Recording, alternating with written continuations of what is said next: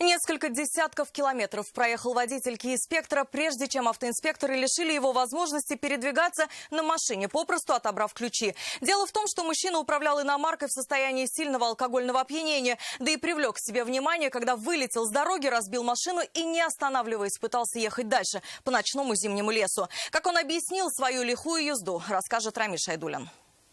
Домой хочу, спать хочу. Он жаловался, что сильно замерз и хочет скорее домой, в теплую кровать. И требовал у автоинспекторов отдать ему ключи от своей машины, чтобы поскорее осуществить свои желания. Хотя сам признался, пил.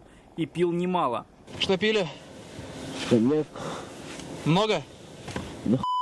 О странной и немного неадекватной манере езды водителя Kia Spectra в автоинспекцию сообщили водители едущих с ним рядом автомобилей и предположили, что мужчина может быть нетрезв. Все двигались в сторону поселка Новониколаевский, там его и нагнали сотрудники ГИБДД. И после этого стало ясно, в таком состоянии мужчина проехал десятки километров, привлек же к себе внимание после того, как вылетел с дороги, разбил бампер и поехал дальше на разбитой машине почти по ночному зимнему лесу.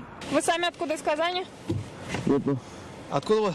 Лаишево. Лаишево? А здесь как оказались? Погулял немножко. Гулять теперь ему предстоит долго. Машину отправили на штрафстоянку. Скорее всего, мужчину лишат водительских прав сроком от 1,5 до 2 лет. Веская причина – ходить пешком. Также ему, вероятно, придется и заплатить штраф в 30 000 рублей.